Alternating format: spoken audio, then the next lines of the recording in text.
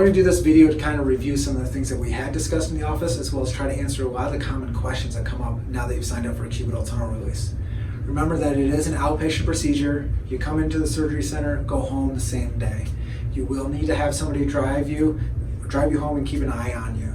We do oftentimes give you an opioid prescription for after surgery, just enough for the first 24 to 48 hours. And around 20 to 30% of my patients will get by with just Tylenol or ibuprofen. So you do not have to take an opioid if you do not want to. Now remember that the incision is going to be on this inner part of the elbow. And if we're doing just a simple release, the incision can be a little bit smaller. And if we are tucking it under the muscle, the incision is going to be a little bit on the larger side.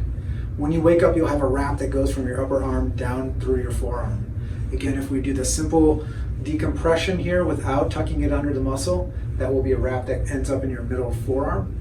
If we do need to reroute that nerve and tuck it underneath the muscle, you'll have a wrap that goes all the way out to the palm of your hand with a splint that's underneath that wrap to keep you from bending your wrist back and forth. One of the most common questions people have is, well, what can I do right after surgery? Well, in fact, even though I'm working on your elbow, I want you to move your elbow right away, right after surgery. In recovery, you can start moving that elbow back and forth. Use that hand for light things that same day, such as eating dinner that night, playing with your phone, brushing your teeth, as long as it's anything less than 5 pounds. You will keep that dressing on until you come back and see me, so I acknowledge it's going to be a little bit of a pain taking a shower. But you do put a bag over or something to keep it dry. When you come back and see me in the office, we will take that dressing off and get the stitches out at that time. Remember that also it's going to be about 4 weeks of nothing more than 5 pounds to that hand.